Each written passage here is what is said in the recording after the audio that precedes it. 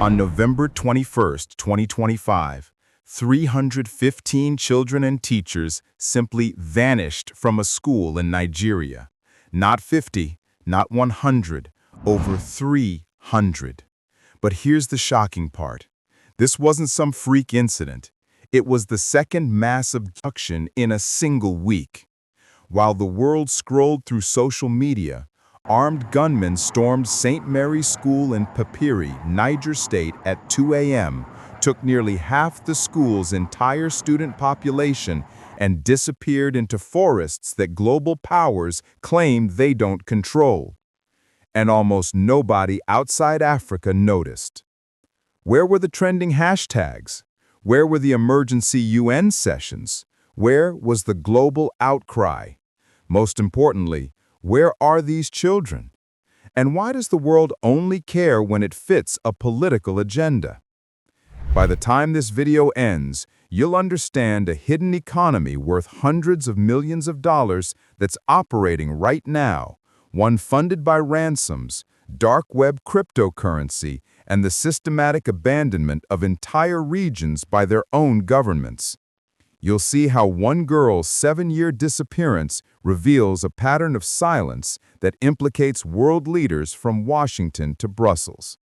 You'll discover why these abductions aren't random acts of terror, they're a business model, and how a nation of over 200 million people is being dismantled one classroom at a time. This affects your job market, your security, your future. Because when global instability reaches this scale, nobody stays untouched.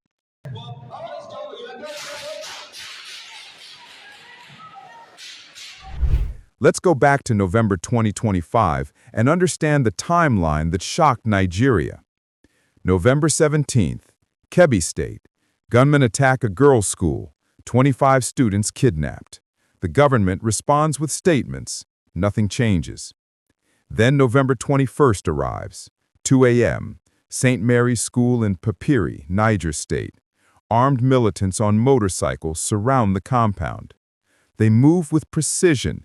They know the layout. Teachers try to resist. The vice principal is killed protecting his students. Children as young as 10 years old are dragged from their beds, loaded onto vehicles, and taken into darkness. Initial reports said 215 children were taken, then 280.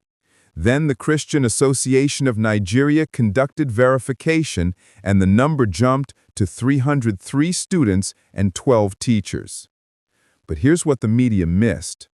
88 of those students weren't initially listed. They were captured while trying to escape. Think about that. They saw the abduction happening, ran, and were caught anyway. One father told the BBC he watched helplessly as gunmen on motorbikes took his son. He's been protesting outside the school ever since. He said, "Our government appears indifferent. The state governor never showed up. The national security, silent."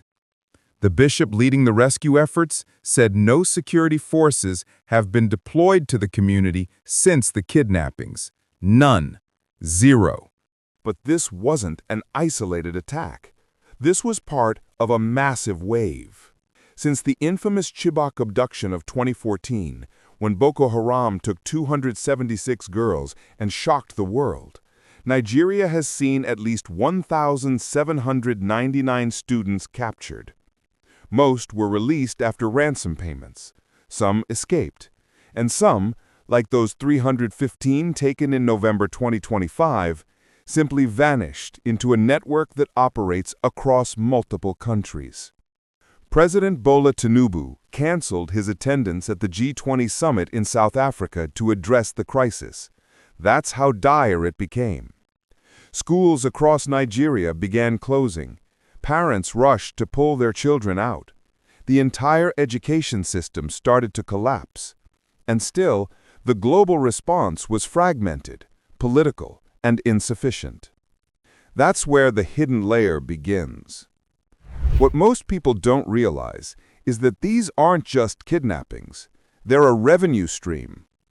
Armed criminal gangs, some aligned with Boko Haram, others with the Islamic State of West Africa Province, or IWASP, have transformed northeastern Nigeria into a conflict-driven economy.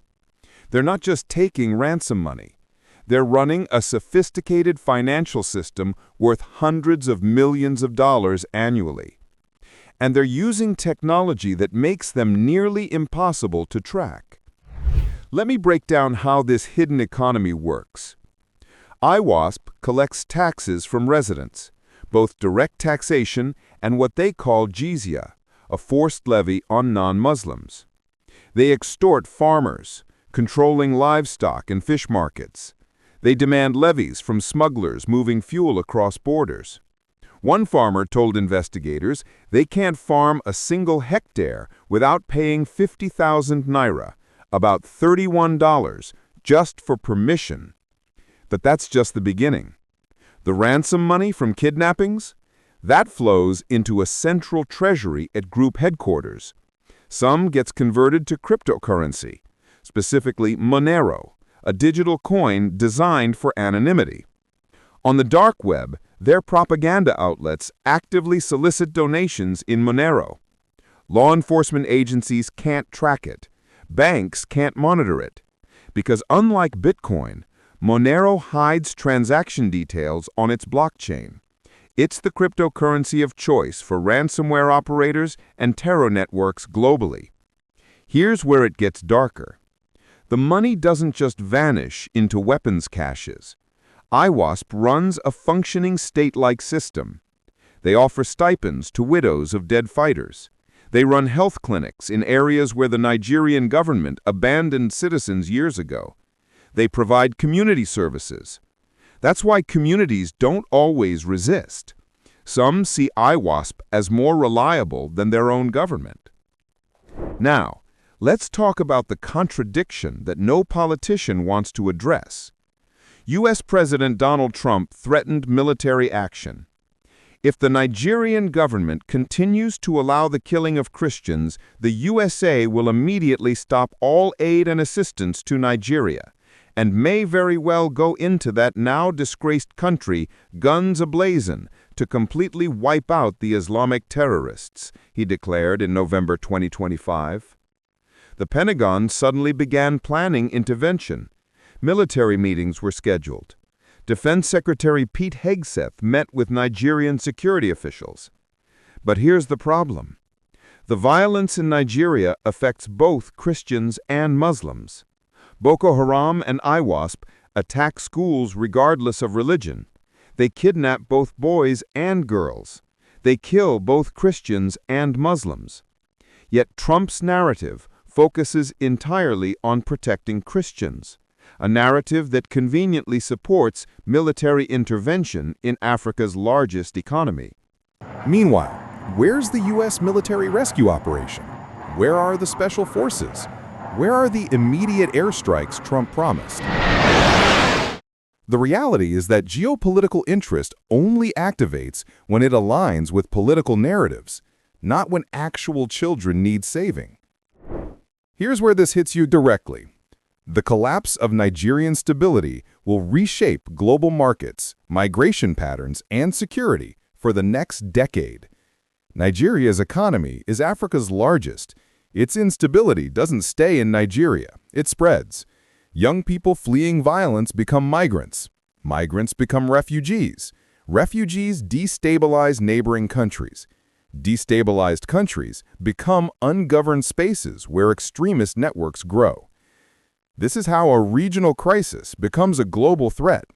For the United States, Nigeria represents strategic access to African resources and geopolitical leverage against China's Belt and Road Initiative. Europe depends on Nigerian oil and trade relationships.